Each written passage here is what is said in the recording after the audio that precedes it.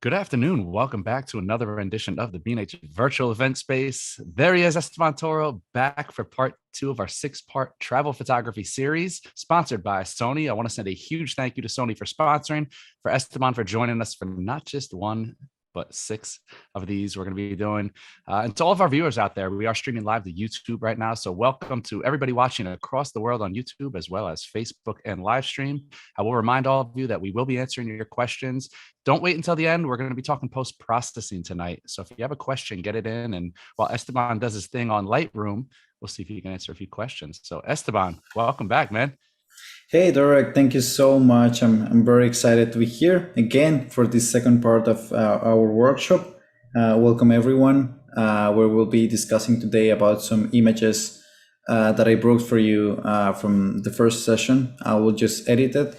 And I think we have something very special today. We will discuss the new updates that Adobe has brought into Lightroom, which is great. And I want to show how they work, since we have been working in that for I think more than all this year, at least, as I remember, in these new updates that the software brings. So yeah, let's join into that. Yeah, so I'm not going to get in the way of the learning. I'll put on my watching eyes and I'll leave it up to you, man. Yep, and any question, don't hesitate to throw it to me. We will be answering at the same time while all these questions come. Definitely. Great. So welcome, everyone. I'm Esteban Toro. I'm a travel photographer. For those who missed the previous session, we are having a workshop that consists of 6 different sessions where we'll be discussing travel photography. The first one that we had was travel photography during the pandemic.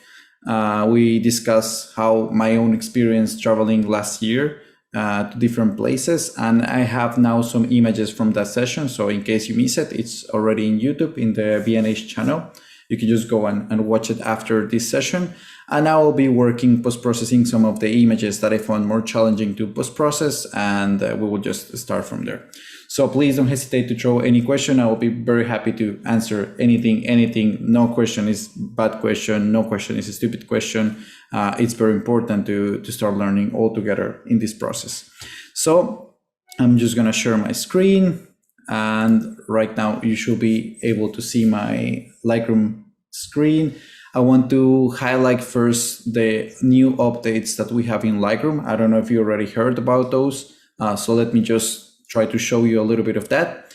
In the right panel, we used to have the brush and some other tools there that we will just point and click and point, and then we will start using them. Now we have the masking tool. This is a set of box. It's just on the right side of the software, and we will have different options like select subject and select sky, and we will be able to use kind of layers. It's Adobe told me don't call it layers, but I kind of like it to call it in that way because it really helps me to understand, especially if you have used Photoshop in the past, how it will work. So this is one of the main updates that we brought into the game, and I want to show you why it's really important and why I consider it's really successful for many images. Well, we also discussed some post-processing tips on some of the photographs that I brought for this session. So let's start by something simple. Let's start by this one that was actually the opening picture for last session that we had. And what we have here is a very simple landscape. What I will do for this photograph, it's in general, I want to separate 2 colors that I have there. The first color, it's the blue one. It's this blue hour that I had there. And the second one is this yellow that it's from that spotlight, that post that is just on the street. I want to emphasize the light a little bit more. So what I will do is start by creating decreasing the highlights. I will just decrease a little bit the highlights, then I will increase the shadows. So now what I'm doing with this is decreasing the highlights. I'm just recovering some areas here, especially if you look in this part of the building, the right building with the white wall. I'm just recovering that area, and I think shadows is a little bit more evident. If you look carefully, I'm just recovering some areas of these trees and plants around there. Now the image in general, it's looking a little bit flat, so I will need to start working a little bit more into details that will help the picture to have more depth. So first thing that I can try is just to go and contrast it. It actually helps me to get this depth feeling, because I already like decreased the shadows almost to 100%, and now I need to get a little bit more of contrast, so the image won't be like completely dull. And then I would like to emphasize in certain areas of the image, but first I want to add a little bit of clarity to the general image, and from there I can start. I will add a little bit of vibrance, and that's all by now. So I want to work in the sky. Let's actually, I haven't tried this for this for the new tools that Lightroom brought into the game, but let's give it a try. So now we have this option that is called Select Sky, and supposedly it will, as long as I click it, it will start processing the sky and will recognize it and will help me to understand if I'm actually clicking the sky. So let's see if it actually works as I will expect it will. So it already masked the area. I'm just gonna click here and show the overlay, and look at that. It's not 100% precise, but it's very, very accurate. If you consider that there's these towers from this mosque here, it will be really, really hard to do it like handy with a brush. So what I will normally do before this new update, I would just take a gradient filter and I would just start working in the sky. But since now I have this option, I want to experiment a little bit with this. I'm just gonna hide the overlay somewhere here. And I just want to add a little bit more of exposure. Look at that, I can really separate. Now you can get an idea of how cool this new tool is. I can just make it like very dramatic and dark sky. I kind of like this style. And I can just add a little bit more of clarity. Look at that, it's looking impressive. And then I can just, I'm very excited to see this, because this is all new. And of course, like I had a previous version where I could actually try all these new tools, but now that I can see the final one, I can see it's been improved and it's looking great. So I'm very happy for this new update. I use Lightroom all the time, so that's why I'm very excited about it. So actually, well, you're seeing I'm separating a little bit more the sky. I'm making it looking more dramatic. And it was very helpful that we had an overcast day in that morning, because it really helped me to create this, like very dramatic style for the picture. Still, I would like to cover and try to recover a little bit more of these towers here. So some good benefit that I have now with this is that I can just, if you look here, I have like this panel on the right side.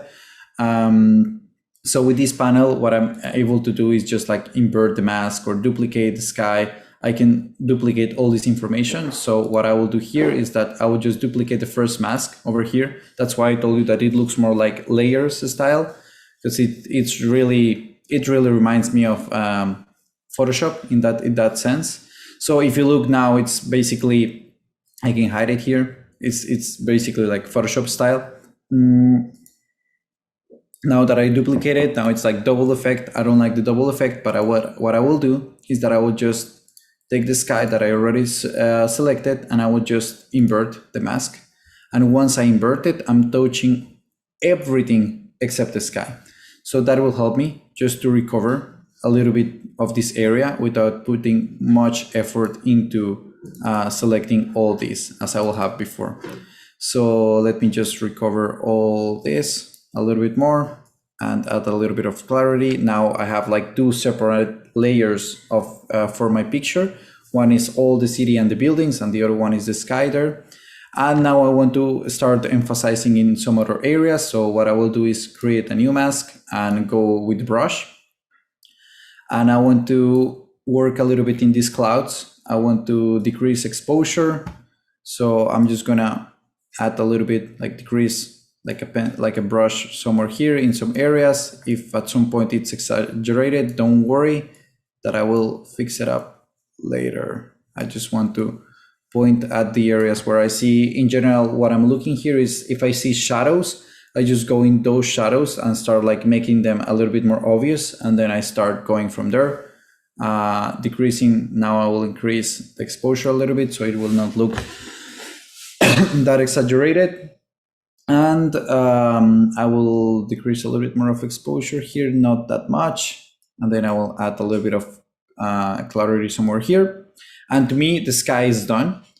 I now want to add a new mask. So I will create a new brush somewhere here.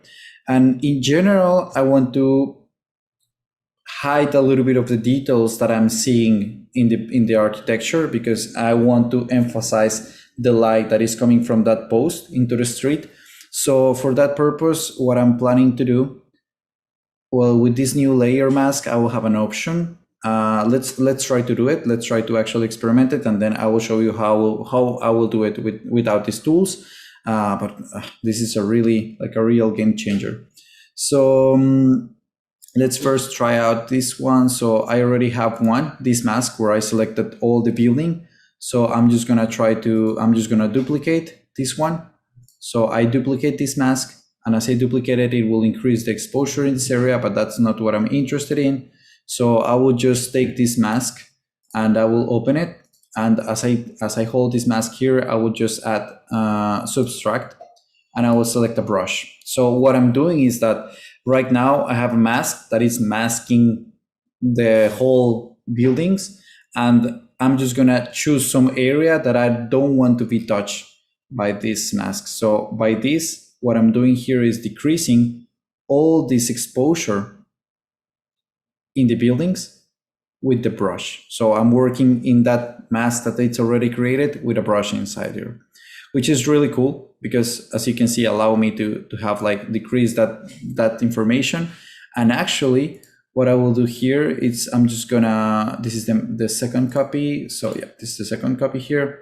I will just decrease a little bit more of the exposure. And then if you see, I'm just concentrating a little bit more the area of that yellow spot is becoming more intense into my picture. And finally, I can just add a new mask. I will just create a new brush, and I will just decrease a little bit more of light in general in this part of the building. If it's too much, don't worry, because I will just go again with my settings of my brush, and I will just recover it a little bit, and there you go, something like this. And I will add a little bit more of contrast, and somewhere there I'm starting to like this image. Like I already feel that it has this mystical feeling that I wanted to create. So I'm just gonna add a little bit more of black colors here, and then I'm just gonna crop a little bit it's a little bit crooked, so I want to make it a little bit more straight, these lines over here, and there I feel that I have my first image. So if you look carefully at this photograph, this is how we started, and this is how we are doing now. So there, in general, what I did is taking the whole ambient of the picture and make it more dramatic. And I could keep working in some details if I wanted. I could go, for example, to this roof over here, and I will work in some more lights, and maybe I will add some details, so you will give, in general, more depth to the picture. But let's leave it for now with this photograph.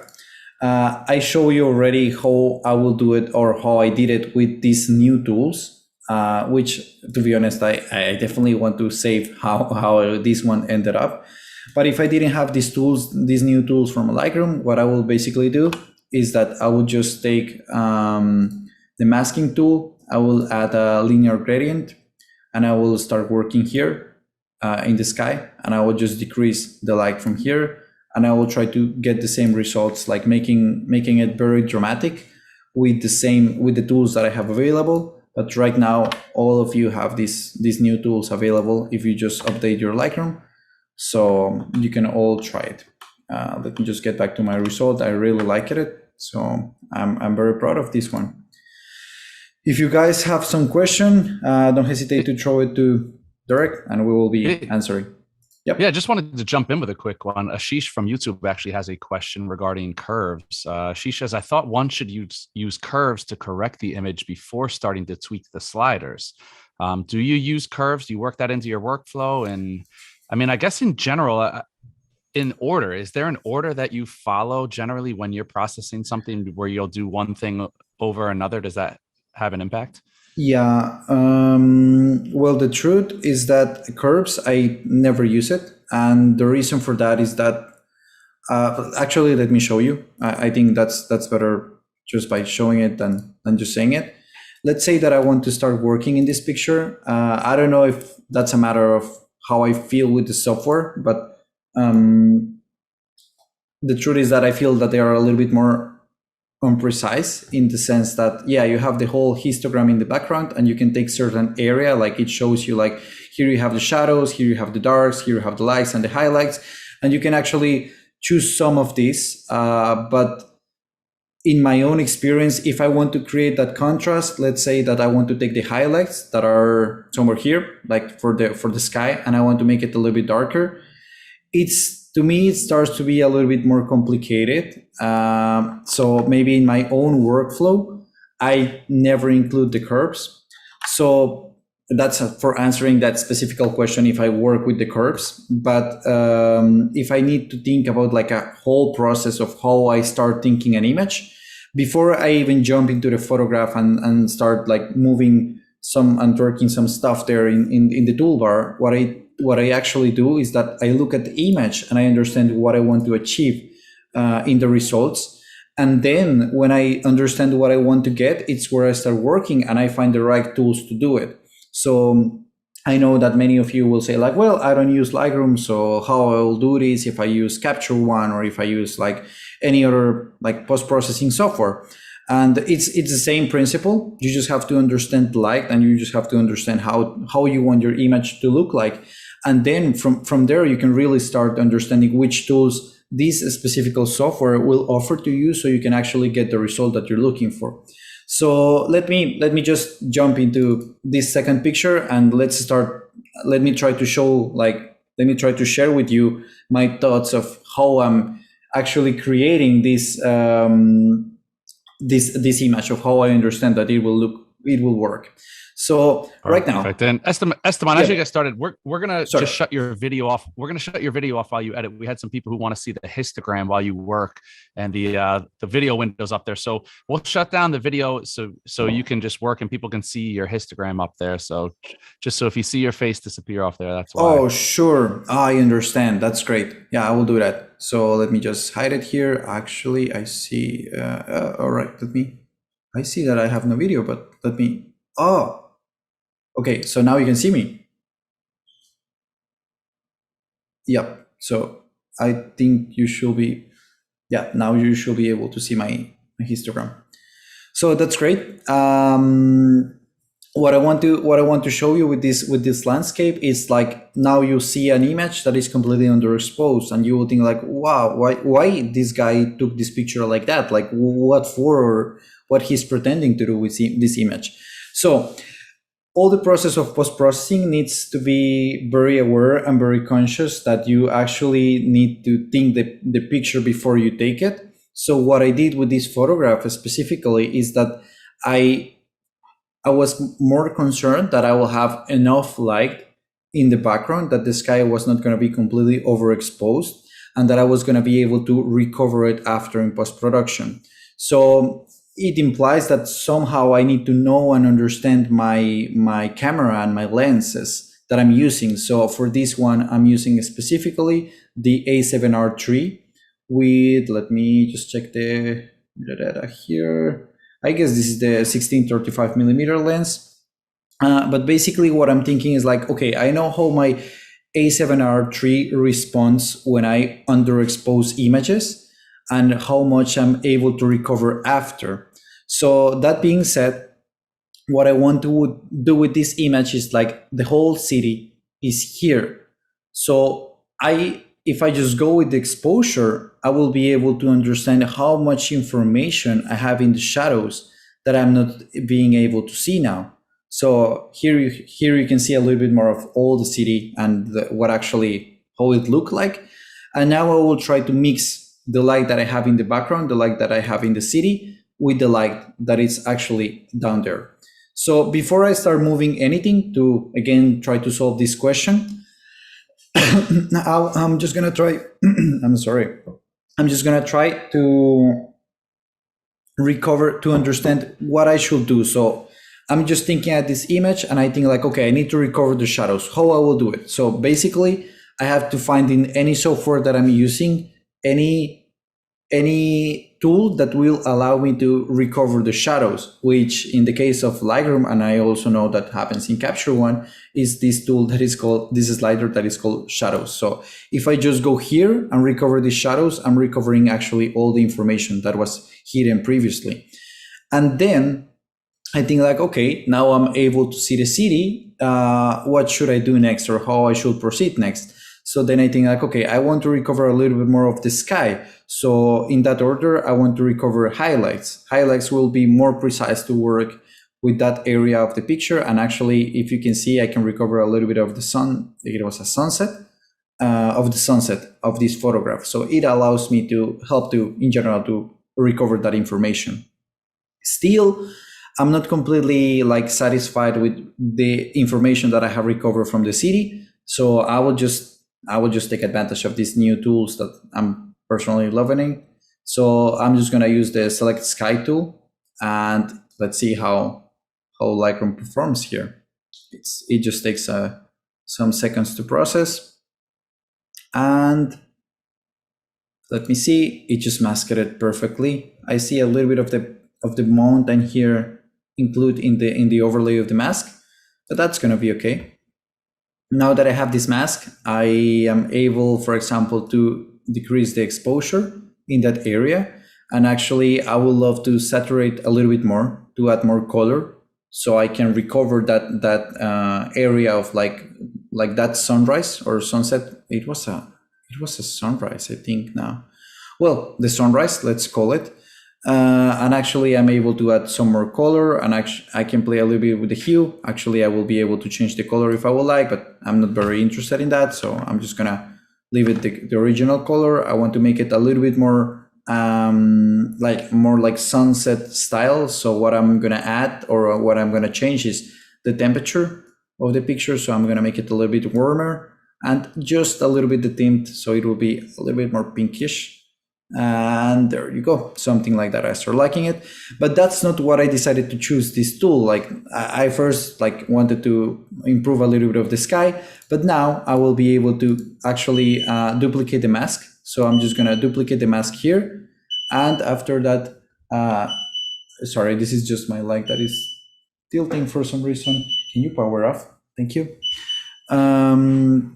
So what I'm gonna do here is I'm just gonna, now that I have this mask, I'm just gonna recover that area. If you see now, it just copied the previous adjustment. So what I'm gonna do is just invert I'm just gonna invert the mask, and now I will be able to recover all this area over here and try to get more details out of this. That is great. And here I go. Here, this is enough. I think this is enough for recovering that area, but as you can see, I'm having more and more and more details.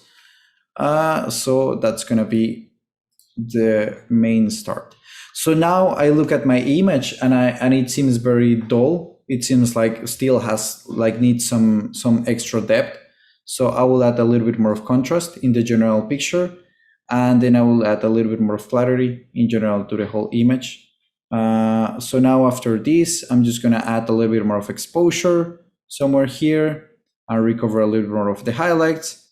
And some of you will be worried if I will have a lot of noise in the image. So if that's the case, I will just go to detail and I can use the noise reduction. But actually, I don't see much of noise here, but just in case, if I ever want to print this image, I will just reduce a little bit more of noise. And here I can see, I can start getting to have that feeling of the contrast that I wanted to create. So again, everything is thinking and understanding how the original picture looks like and how you want to post-process that image and that it will look after. So basically, this is what I was getting, and I love in general the color, the contrast of the colors, of the lights of the city. This is very narrow streets with this yellow light with the background, and that creates a beautiful contrast. So let me show you how it originally looked like and how it changed after. And it just took me like a few steps to actually make it. So this is this photograph somewhere here. All right. So, okay, here it is. Let's go and jump into another photograph that I like that it becomes a little bit more challenging every time.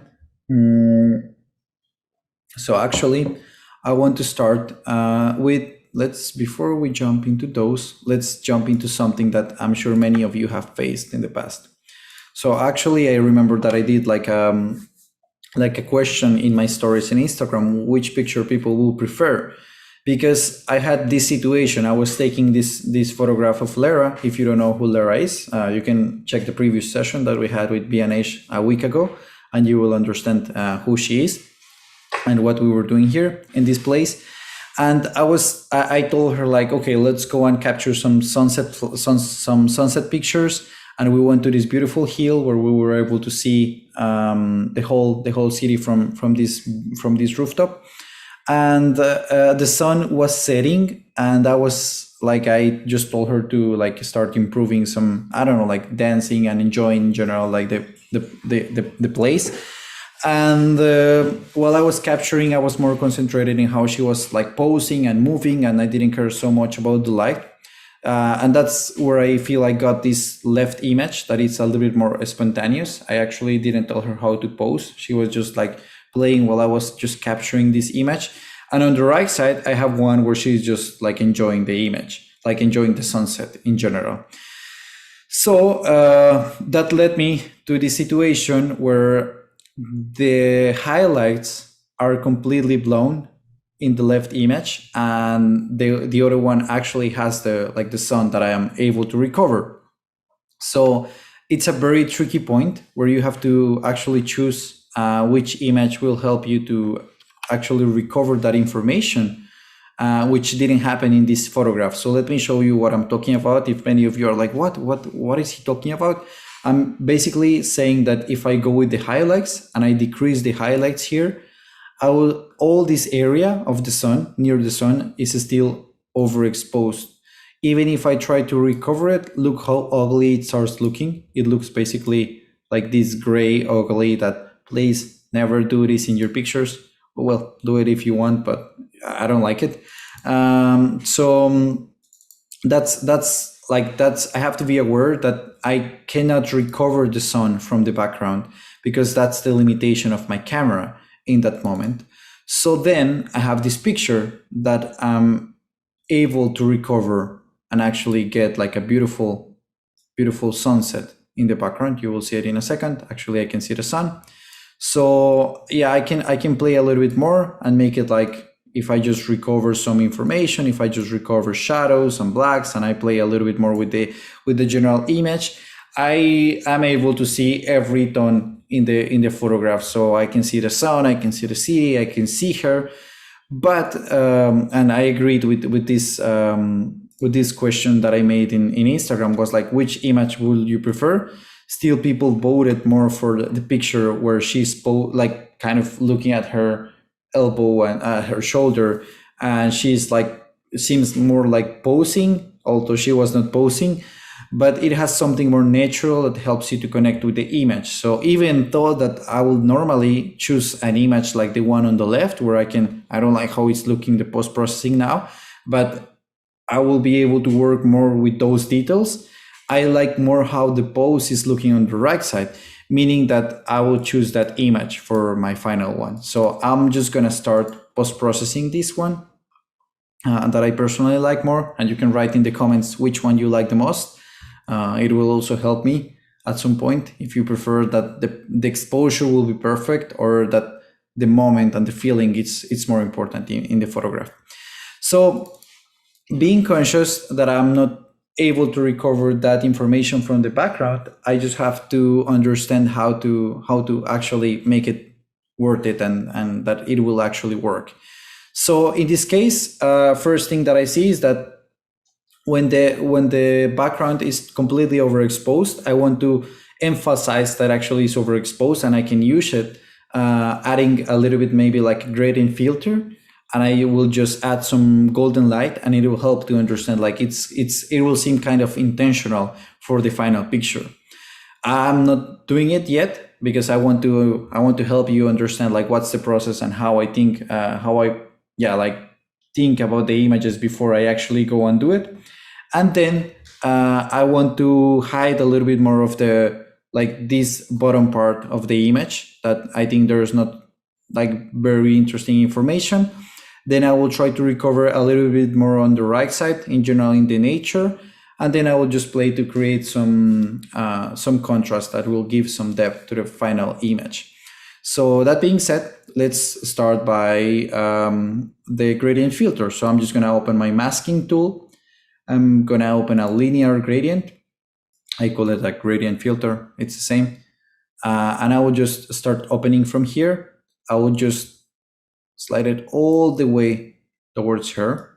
And I will just find the right amount of light that will be like, it's not too much, but it's adding some yellow, beautiful style to the general landscape. So as you can see, let me just hide the mask. This is before, this is after. I'm just adding a little bit more of like yellowish feeling to the whole scene, and actually I can add a little bit more of exposure and a little bit of clarity, not that much, somewhere here, and I will decrease a little bit the highlights, trying to keep some areas still visible. And that's how I will start with this gradient filter. So as you can see, I'm not starting by the basic adjustments. I'm just starting by the linear gradient. That's the first step that I will take. And the reason for that is that I'm just looking at the image and I just think like, okay, this is what I want to get. So this is the first tool that helps me to achieve that. And then I'm just gonna add a new gradient filter, linear gradient. I'm just gonna go here, slide it from bottom to the top, and I will just decrease a little bit more of the light here that I feel it's not interesting at all. There's nothing happening here except that hand. So I have to be aware of that hand, not to cover too much of the light there. And actually, if I want, I can add another linear gradient and I will just decrease more light. But this linear gradient, I will just put it from the side and that will help me by now. So now what I want to do is I want to add a new mask. I will add a brush and let's give it a try. As I told you, I haven't tried these images with the new tools from Lightroom. So actually I want to try it out. So let's create a new mask and now I can select the subject. So supposedly what this is going to do is select the subject from that, in this case is here in the foreground and separate it from the background. So let's see how it will perform. Let's see the overlay. Wow, look at that. It's very, very accurate. I know it's not completely perfect, but I mean, look how perfectly it's selecting all the hairs. That's impressive. And that'll help me a lot to recover a lot of information. So I'm just going to hide the overlay and I'm just going to try to recover a little bit of her light in general. And as you can see, I can recover a lot. Look, I'm just going to exaggerate it so you will see it. I know this is not looking beautiful, but it will. So I'm just recovering a little bit of light here. I'm just going to add a little bit of clarity, not so much. I will decrease the highlight so I will have still information in her dress. And I'm just going to add a little bit of contrast so it will integrate to the rest of the image. Now I'm going to create a new brush and I want to start working in the trees. So first thing that I'm going to do is I'm going to decrease exposure. I'm just going to hide this mask tab somewhere here. And I'm just going to start decreasing certain areas, like where I can see some shadows. I will just start adding some shadows. I didn't like this first brush that I did somewhere here, so I will just erase a little bit. And I'm just in general like decreasing in certain areas, so it will give a little bit more of depth. And that's somewhere there that I like it. And now I want to create a new mask, a new brush. I'm just gonna add a little bit of exposure. I think I close it. A new brush. I'm just gonna add a little bit of exposure, and I'm just gonna add a little bit of light here where she's holding. I like that to emphasize that area. And finally, I want to add a little bit more of a brush, and I'm just gonna hide some information. So I'm just gonna play with lights. Basically, it's what I'm doing. So I'm just gonna decrease exposure in certain other areas of the general picture. Let me just do it somewhere here. I like that. Let's increase the flow so it will be more accurate. All right, somewhere here. And it gives a little bit more of contrast in general to the image. Now that I look at her face again, I think I recover way too much. So the cool thing with these layers is that I can just look for the mask that I actually recover her. And actually something interesting, if you like, is that you can just change the name. So I can just name it Lara, and then I know that that mask is her. And I will decrease a little bit of the light here because that was too much for me. I'm just gonna hide this. I'm gonna add a little bit of contrast, add a little bit of clarity just to end with some details. If I look at the highlights, I'm recovering too much. So I want this to look like intentionally overexposed. And here I go. I recover some of the details and the information that I was able to collect from there. Yeah, I know it's not like I don't have a background, which in this case doesn't bother me because this is a picture not about the landscape completely. It's more about her and her pose. If you compare it with the other one, where this is the picture of her, and then I'll have to work in the details and make the sun look a little bit more beautiful and with more detail. But that's how I'll process this image. Do you have some questions so far? Get my mic unmuted. No, we're good for now. So we will keep enjoying your editing process. Great. All right. So let's keep going. Let's make it a little bit more complicated. Let's jump into this one. This is another image that I like very much. This photograph, I took it. I don't have to repeat the story. I would love to, but you already know it. If you are following each session, which I really suggest you to do to finalize the whole workshop. But basically, I was waiting for this photograph a lot. I was planning it a lot, and I was planning to have a beautiful image of the balloons. And then I was able to get this final image that I want to post-process here. So basically what I have here, I look at the image and then I understand like, okay, what I don't like, what I would like to hide from it. And then I realized that I don't like the people. that sounds mean, but that's true. I don't like the people that is standing here. And I don't like this information. There's like some I don't know, like some shops around or something somewhere over there, which I don't like very much. So I will just try to hide that. Then after that, I will start working on her. I want to recover a little bit more of her dress, her hair. And then I want to work in the balloon and recover information from there.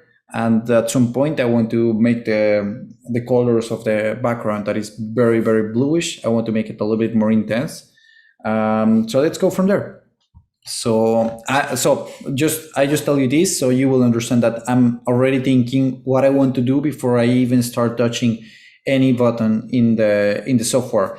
And why I mention this because and this might be a great moment to discuss about this, but it's sometimes we think that we need to know the software completely to be able to develop our skills in the software. And it's important to know the tools that we have. And there is like plenty of tutorials, workshops, and even in this workshop, we can solve like these technical issues and questions. But beyond that, what I'm really interested is that you will understand that it's more important to understand what you will actually want to change to your image and then just find the right tools. That's even more important. And at some point, if you are maybe you have been in this process that you're like developing your images and you think like, oh, but I still don't reach that style, or I'm still struggling understanding where is the toolbox, or where is the brush, or where is the gradient filter. After practicing, it will become like your second nature. And when it becomes like very natural for you to do it, it will be easier to understand and start like splitting your images into parts and being able to post-process them after. So after all that being said, I want to start working in the background with the people that I didn't like. So I'm just gonna add a linear gradient. I'm just gonna decrease the exposure, and I'm just gonna bring it, drag it somewhere here. I'm just gonna actually underexpose that area. If I underexpose, it's less visible, so that's great. I'm just gonna add, like, decrease a little bit more of the highlights. And I know it will be a little bit odd just to have that area like underexposed. So what I want to do is create another linear gradient filter. I'm just gonna decrease exposure and do the same on the other side. Why is that? Because I want to give it like a little bit like a integrated feeling to the whole picture, that it will not be like, that it will not be obvious that I try to hide the right side, the right bottom side of the picture. And then after that, I want to let's actually try it. Let's try to add some select the sky. Let's see how well it does. I think this is a very tricky one with all the balloons flying there. So let me see. Wow, this is impressive. Like, it took, as you can see, like it's almost like it's not selecting, it's not masking the balloon, it's not masking Lera, it's not masking like majority of stuff there, which is great because it will help me to just to add a little bit more of color. So I will just add saturation, and then I have the sky that I wanted. I will show you how I did it before because I previously edited this picture, but this is really impressive. Actually, I'm going to show you now. Before this existed, and actually if you look carefully here at the mask, you can see what is masking, and you can see the balloon, and you can see here, that's very impressive. What I did before this one is that I just went to the general options and I went to HSL color. I took the saturation and I just increased the blue, and it helped me to get this blue color. But now I'm able to have the same or a little bit more specific if I just go with the mask and I just add a little bit of saturation in general, and I can actually make it a little bit bluish if I want, but that's too blue for me. And now I want to work on hair. So actually let's select the subject and see how well Lightroom performs on this.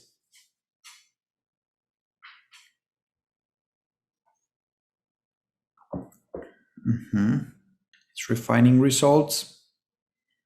All right, got it. So, wow, look at that. It selected the balloon and not her, which, all right, let's take advantage of that. I would just like recover a little bit of the balloon. I'm just gonna recover some light there, and I'm just gonna add a little bit of contrast, add a little bit of clarity, and a little bit of saturation here, and I like that.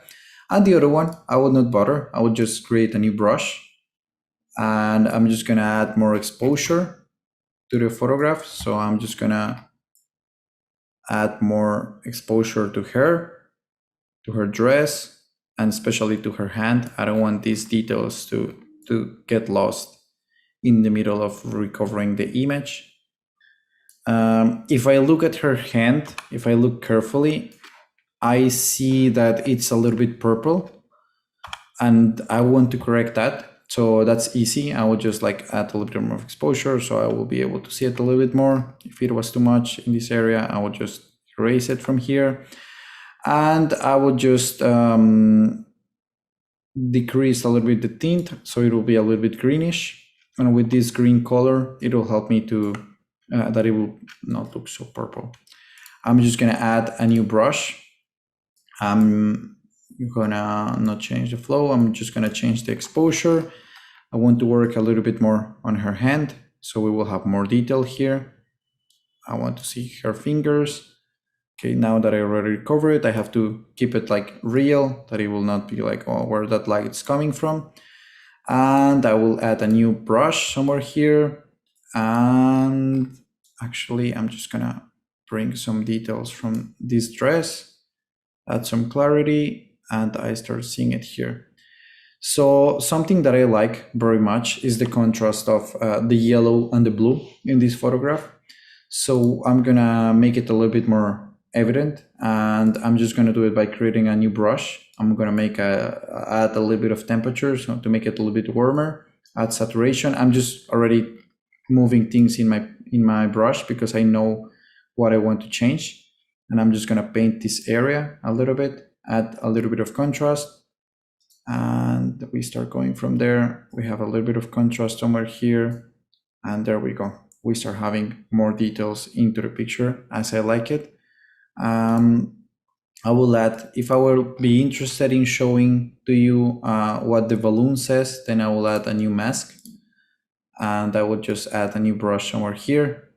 It's just like broader, which is not very appealing for this picture, but let's just add some light there, and then select a new brush and add it on her hair.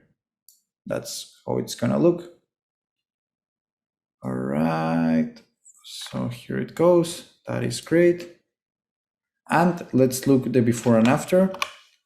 And this is how the first image will look like and how it's after editing and selecting some pieces. So if you notice, we're going from images that started to be like very, very easy to more complicated ones where you will just have to select like the sky and then just like select certain areas of the image. I want to work in some details about, especially I like this one very much. So let's work on this one as well. I'm gonna pick this one over here. And I'm just gonna recover information, general information. I want to see what I have here. So I have a lot of information in all these carpets on both ends. I have some light. If I look carefully, there is some light coming from this entrance here. So I have to be aware of all that. I'm just gonna recover like a general exposure. I don't want to recover all the information here because I think I like how it frames with the black. It helps the viewer just to go into her and see the picture. But what I definitely want to make is the picture a little bit more bluish. So it will give more contrast between the blue, like the cooler area outside and this warm light coming from the inside. And I'm gonna take a brush. I'm gonna add exposure. I'm gonna add a little bit of temperature to make it a little bit warmer. And I'm gonna start painting her so she will have more light coming from that door. Actually, I want to add a little bit more. I think that's too much. I want to add in her face. So I will select a brush. I will zoom in. Oops, that's not what I wanted. 50%, let's go 66%. That's gonna be useful. And I'm gonna add a brush. I'm going to paint her face a little bit more. That's where we go, that's what I want. I'm gonna decrease the exposure somewhere here. I'm going to add a new mask for the hat. I want to, if there's some light coming from there, it will make sense that there's also some light coming from here. And here I have this one, and that's how I will start. Now I think it's too blue. I want to make it a little bit warmer. That's right. I want to add a little bit more of contrast, a little bit of clarity, like a general clarity.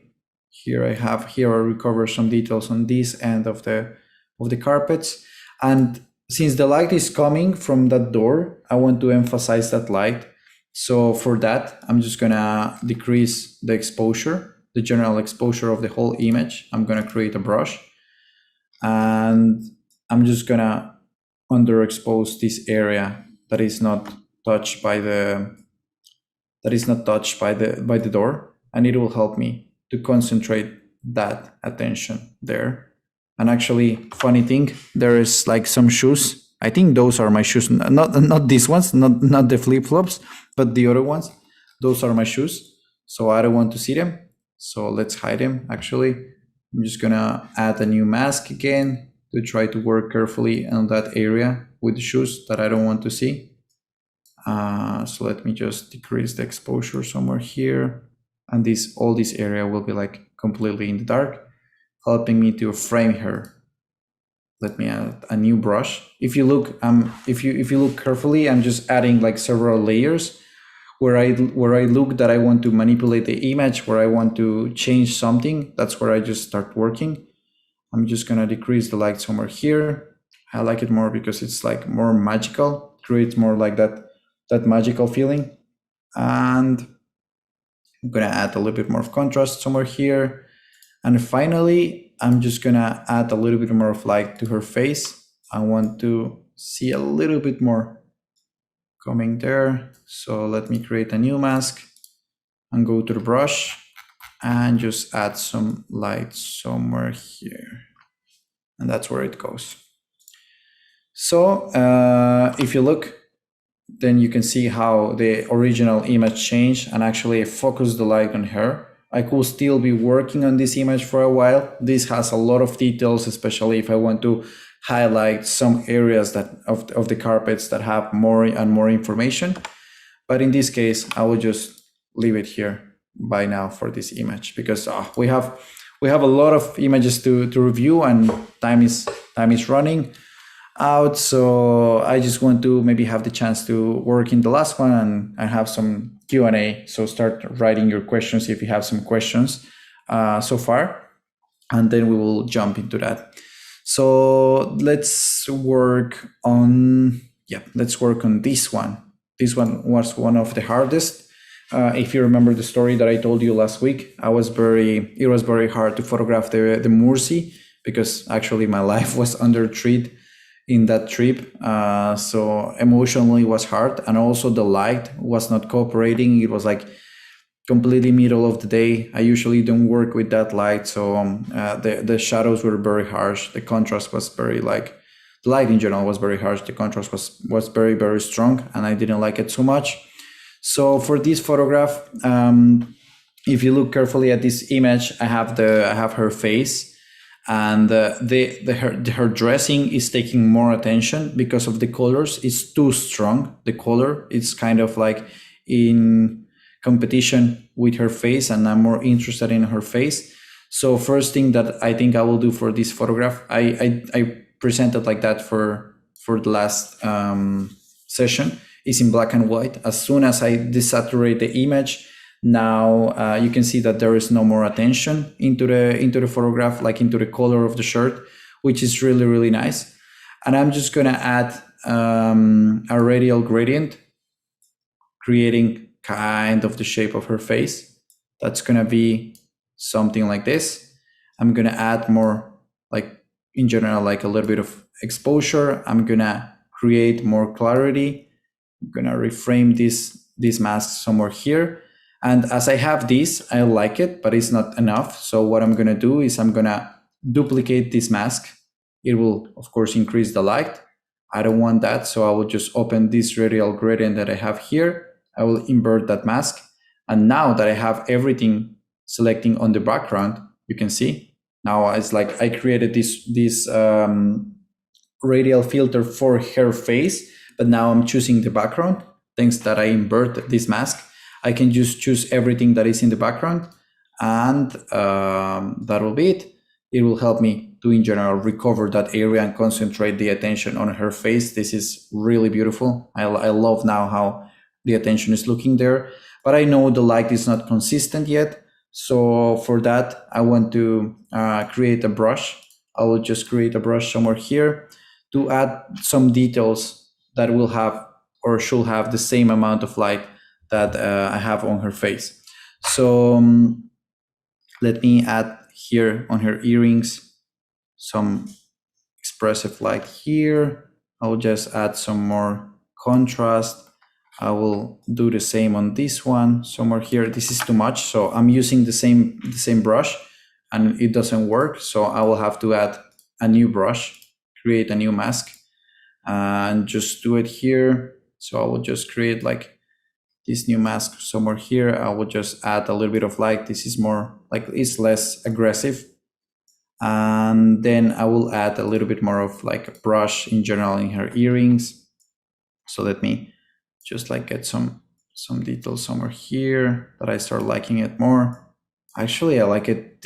I like this editing more than the final one that I presented last week, which is really nice because I use these new tools like the inverting mask and stuff like that. So I'm very excited about it. And I will recover a little bit of light on her dressing, so it will be like you will be able to see it, but it will not be competing with the whole picture.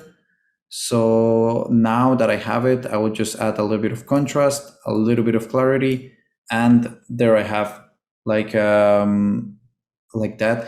I think the face is looking too bright, so I will just decrease a little bit of that first mask that I created. So I will just take this gradient filter, radial one. I will just decrease it somewhere there. I start liking it more, a little bit there. I start liking it way more. And to compensate, I will just add a brush somewhere here. And I will just, in the forehead, I will just add like a little bit of light somewhere here.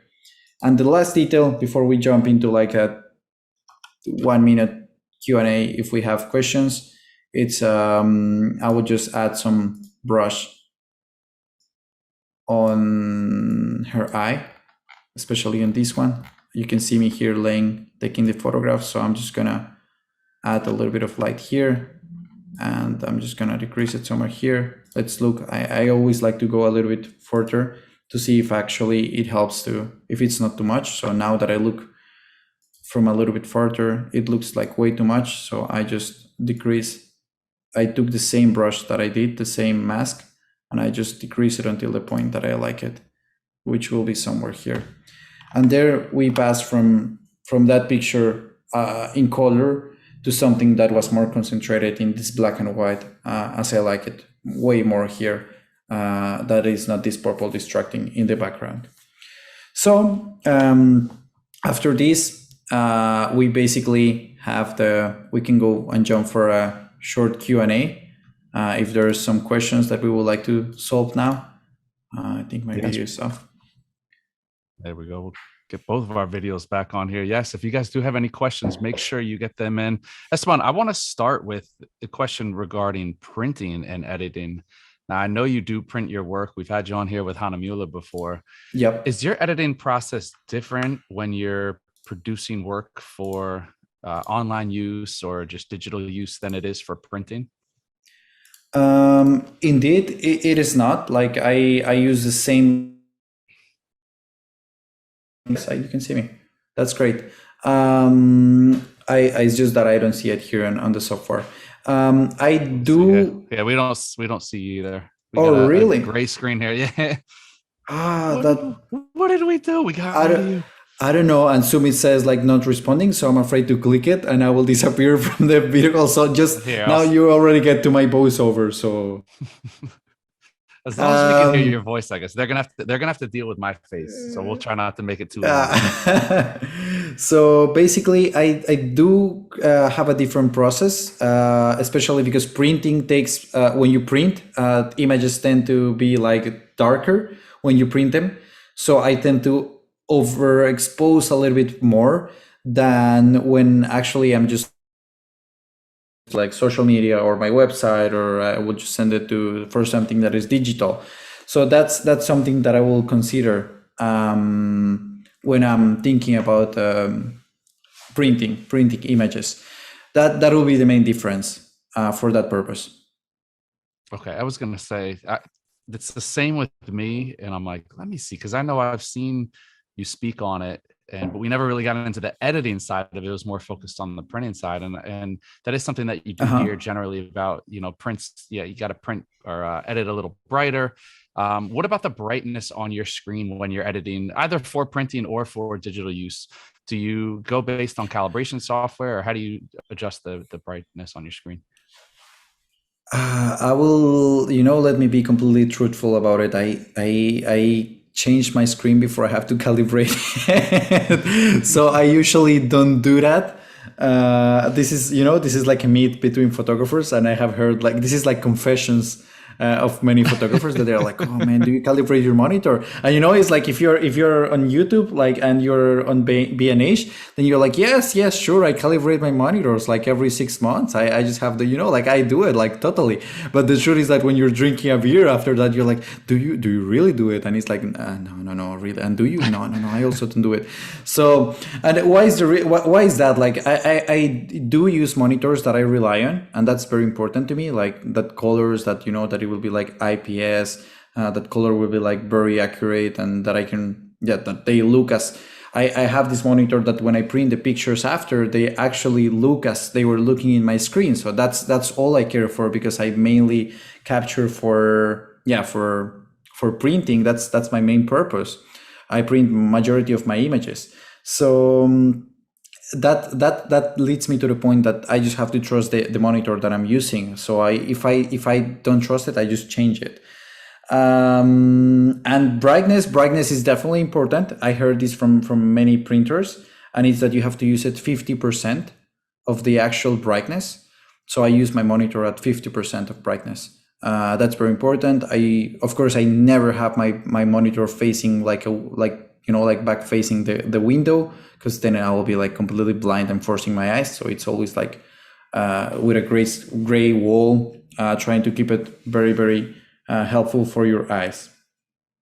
Well, now that I know you get rid of monitors, like most people go through socks, I'm gonna have to find out what the garbage day is when you're putting that monitor out on the side of the street. So I'll come through it every 6 months. Every 6 months, I'm coming through to get a new monitor.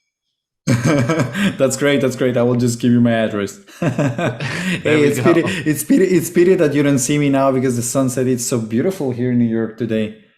I would love to show you. I'm missing it. I got my blinds closed over here. I can't see it. Taras, and I hope I didn't mess your name up there on YouTube, asking us, what about OLED screens? What kind of screen do you use? I use this LG 63 inches IPS monitor.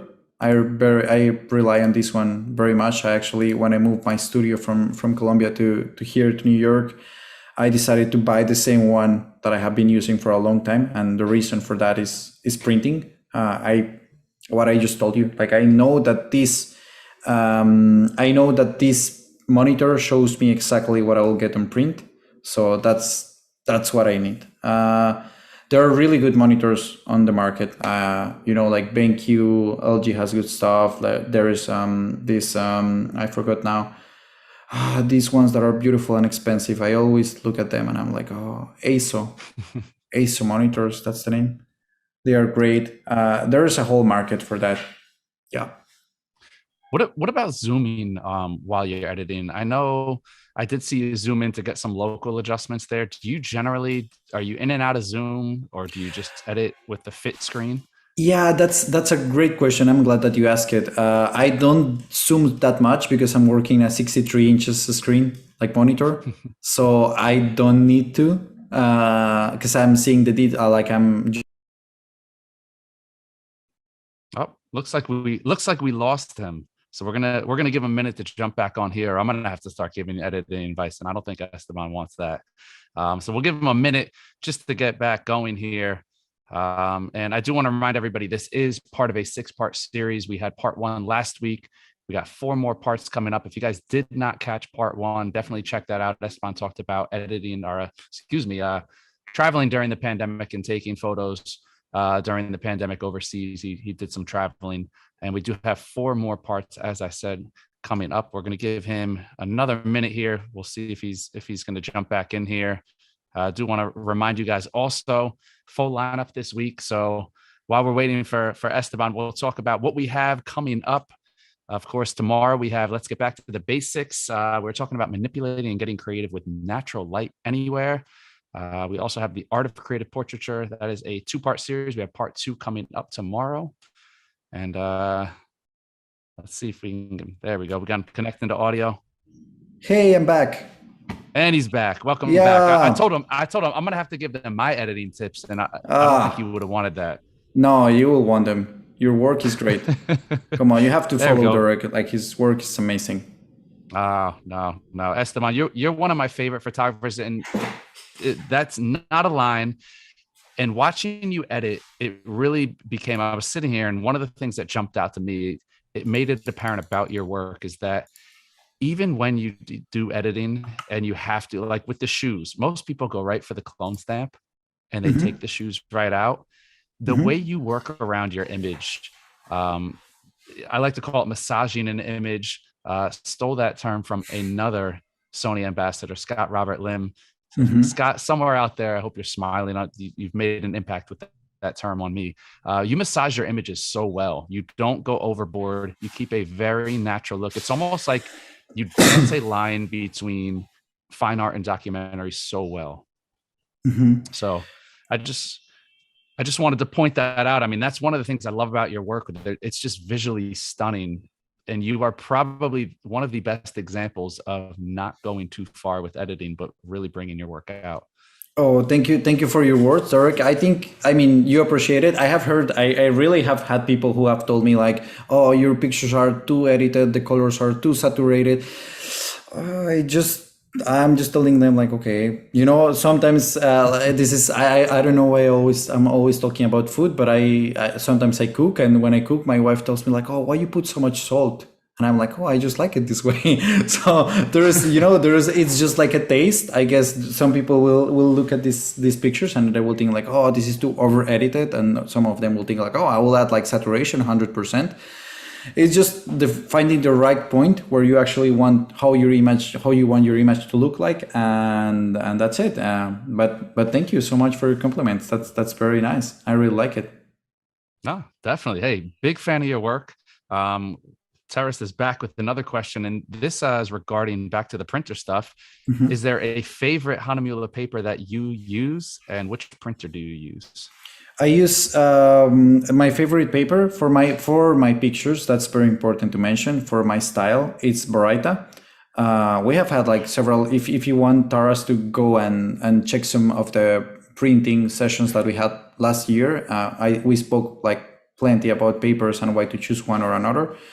But basically, the answer will be that I like that paper because it's kind of a matte feeling that helps my pictures to stand out, and especially the colors and all the time that I spend post processing and understanding how everything will look like. And I don't print the pictures myself. That's something that I always state, and it's like I love the fact of being able to give the chance a professional printer to help me with their profession. That's the whole thing. Like I'm not a printer. I'm not a professional printer, and I point that out because many photographers think that we have to be the ones who do absolutely everything, and sometimes we have to, but it doesn't mean that we should do. So it means that if you can have actually the chance to go and learn from a printer, you will understand so much about your work, because that person will share about like, oh, look, you're underexposing, or look how your work look with this paper, and so on and so on. And it really helps you to grow as a professional. So you're even thinking, I remember one printer taught me how if I overexpose my images, then it will be like white paper. So now every time that I take a picture and I notice that it's overexposed in certain areas that I will not be able to recover, I just think like, oh, well, this is a white paper. So I don't want a white paper in my, like, I'm missing like ink in the paper. So I don't want that. And it's cool. It's cool, really cool to learn from the process of a professional printer. Definitely. I mean, and Taras, if you're still watching, we just had a wonderful panel on that was sponsored by Canson, and we had people from across the globe joining us, and master printers give some really valuable information. Esteban, like you said, man, it's something that sometimes it's better trusted to the professionals because it's such an involved process. I print on my own right here behind me, Mhm. and it's sometimes it's 5 6 prints before I get it right. Before you get it It's right. Exactly. And it's, I mean, if you feel the passion for that, that's cool, because if you print there, Derek, and that's I totally support it. It's really cool to learn the process, but you need first someone who will guide you. But I guess you in B&H have like plenty of people who can guide you with all this process. And second, you need to be ready to invest a big money into printing and understanding and papers and ink and calibration. That you need to have a calibrated monitor, and you need to have a calibrated printer if you want to print. So I don't know if you do it like direct. That's the truth moment. Do you calibrate? I do not calibrate, and I sit here, and I can't tell you how many sheets I'm blowing through. Esteban, you already know that Hanamula paper. I'm blowing through 13 by 19 inch sheets of Hanamula. And it's like it's just money. I'm throwing money. I need to start printing money with this Epson back here. But my suggestion is to get a sample pack for those of you out there who want to dabble in printing. There's something romantic about the process of seeing your work come to light at your desk. I mean, it may cost a little more money, and it may be something that you ultimately say, you know what, it's just easier and better results to outsource it. But it's something worth trying. And, all the major brands sell sample packs. Go out, pick up a sample pack. My favorite paper that I use is Photorag Baryta. I think Photorag Baryta offers, it's beautiful for such a wide range of images too. It's something that no matter what you shoot, I think Photorag Baryta is a good place to start. It is. I agree with you totally.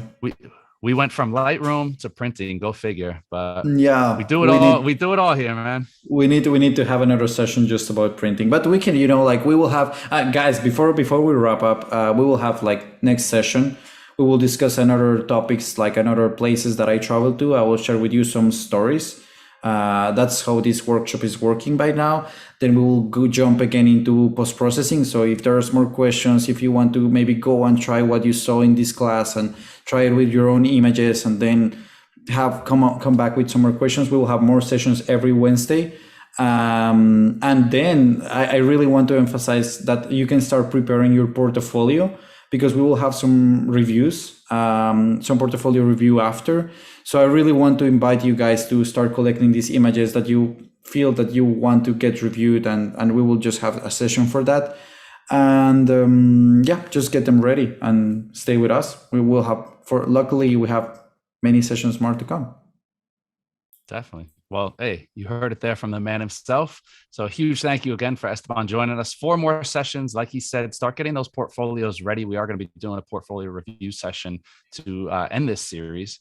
But a huge thank you again to Sony for sponsoring this entire series, bringing you guys great information. So we look forward to seeing you back here next Wednesday with Esteban for some more travel photography. But that's all we got for today. Another round of B&H Virtual Event Spaces in the books. Have a